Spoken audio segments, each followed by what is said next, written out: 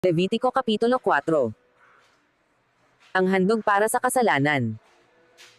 At sinalita ng Panginoon kay Moises, na sinasabi, salitain mo sa mga anak ni Israel, na iyong sabihin, kung ang sino man ay magkakasala ng hindi sinasadya sa alinman sa mga bagay na iniutos ng Panginoon na huwag gawin, at gagawin ng sino man sa kanila. Kung ang pinahirang saserdote ang magkasala ng gayon na magdala ng sala sa bayan, ay maghahandog nga siya sa Panginoon dahil sa kanyang kasalanan na ipinagkasala, ng isang gayang toro, na walang kapintasan, na pinakahandog dahil sa kasalanan. At dadalhin niya ang toro sa pintuan ng tabernakulo ng kapisanan sa harap ng Panginoon, at ipapatong niya ang kanyang kamay sa ulo ng toro, at papatayin ang toro sa harap ng Panginoon. At ang pinahiran ng langis na saserdote ay kukuha ng dugo ng toro, at dadalhin sa tabernakulo ng kapisanan. At ilulubog ng saserdote ang kanyang daliri sa dugo, at magwiwisik na makapito ng dugo sa harap ng Panginoon, sa tapat ng tabing ng santuaryo. At ang saserdote ay maglalagay ng dugong yaon sa ibabaw ng mga anyong sungay ng dambana ng mabangong kamangyan sa harap ng Panginoon, na nasa tabernakulo ng kapisanan, at lahat ng dugo ng toro ay ibubuhos sa paanan ng dambanang pagsusunugan ng handog na nasa pintuan ng tabernakulo ng kapisanan. At aalisin ang lahat ng taba ng toro na handog dahil sa kasalanan, ang tabang nakakatakip sa lamang loob, at ang lahat ng tabang nasa ibabaw ng lamang loob. At ang dalawang bato at ang tabang nasa ibabaw, na malapit sa mga balakang, at ang lamad na nasa ibabaw ng atay, ay aalisin na kalakip ng mga bato. Nagaya ng pag-aalis ng sa toro na hain ng mga handog tungkol sa kapayapaan, at susunugan ng saserdote sa ibabaw ng dambanang pagsusunugan ng handog. At ang balat ng toro at ang buong laman pati ng ulo at ng mga hita, at ng lamang loob, at ng dumi.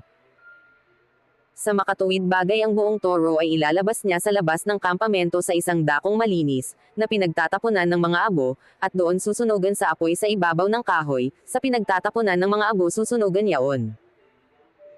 At kung ang buong kapisanan ng Israel ay magkasala, at ang bagay ay malihim sa mga mata ng kapulungan, at sila'y nakagawa ng anuman sa mga bagay na iniutos ng Panginoon na huwag gawin, at naging sala rin.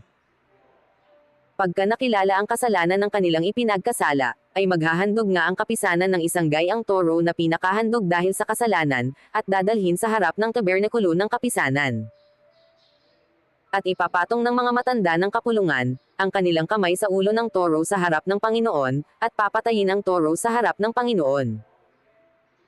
At ang saserdoteng pinahiran ng langis ay magdadala ng dugo ng toro sa tabernakulo ng kapisanan.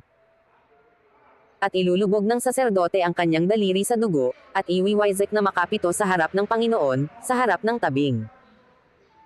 At maglalagay siya ng dugo sa ibabaw ng mga anyong sungay ng dambana na nasa harap ng Panginoon, na nasa tabernakulo ng kapisanan, at ang lahat ng dugo ay ibubuhos niya sa paanan ng dambanang pagsusunugan ng handog na nasa pintuan ng tabernakulo ng kapisanan. At aalisin niya ang lahat ng taba ni yaon, at susunugan niya sa ibabaw ng dambana. Gayon ang gagawin niya sa toro, kung paano ang ginawa niya sa torong handog dahil sa kasalanan, ay gayon gagawin niya rito, at itutubos sa kanila ng saserdote, at patatawarin sila. At ilalabas niya ang toro sa kampamento, at susunugan niya, na gaya ng pagkasunog sa unang toro, handog nga dahil sa kasalanan ng kapisanan. Pagka ang isang pinuno ay nagkasala, at nakagawa ng hindi sinasadya sa alinman sa lahat ng bagay na iniutos ng Panginoon niyang Diyos na huwag gawin, at siya'y naging sala rin. Kung maipakilala sa kanya ang kasalanan niyang ipinagkasala, ay magdadala siya ng pinakaalay niya na isang lalaking kambing na walang kapintasan. At ipapatong niya ang kanyang kamay sa ulo ng kambing, at papatayin niya sa dakong pinagpapatayan ng handog na susunugan sa harap ng Panginoon, handog nga dahil sa kasalanan. At dodempot ang saserdote sa pamamagitan ng kanyang daliri, ng dugo ng handog dahil sa kasalanan at ilalagay sa ibabaw ng mga anyong sungay ng dambanang pagsusunugan ng handog, at ang dugo'y ibubuhos sa paanan ng dambanang pagsusunugan ng handog.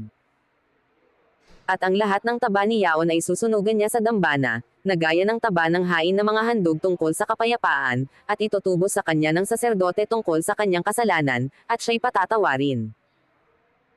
At kung ang sino mang karaniwang tao sa bayan ay magkasala ng hindi sinasadya, sa paggawa sa alinman sa mga bagay na iniutos ng Panginoon na huwag gawin, at maging makasalanan, Kung maipakilala sa kanya ang kasalanan niyang pinagkasalahan, ay magdadala siya ng pinakaalay niya na isang babaeng kambing na walang kapintasan, na dahil sa kanyang kasalanang pinagkasalahan niya.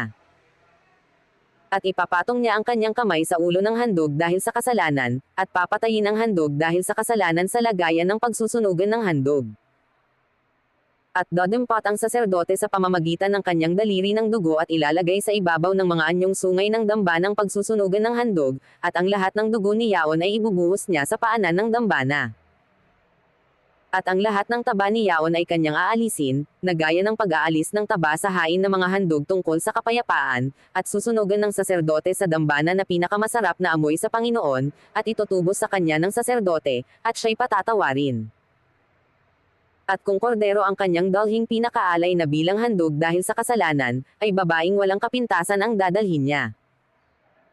At ipapatong niya ang kanyang kamay sa ulo ng handog dahil sa kasalanan, at papatayin na pinakahandog dahil sa kasalanan, sa pinagpapatayan ng handog na susunugan.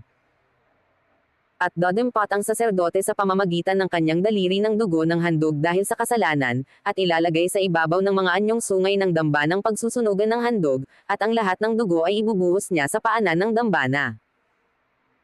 At ang lahat ng taba ay kanyang aalisin, gaya ng pagkaalis ng taba sa kordero na hain ng mga handog tungkol sa kapayapaan, at susunugan ng saserdote sa dambana, sa ibabaw ng mga handog sa Panginoon na pinaraan sa apoy, at itutubos sa kanya ng saserdote tungkol sa kasalanan na kanyang pinagkasalahan, at siya'y patatawarin.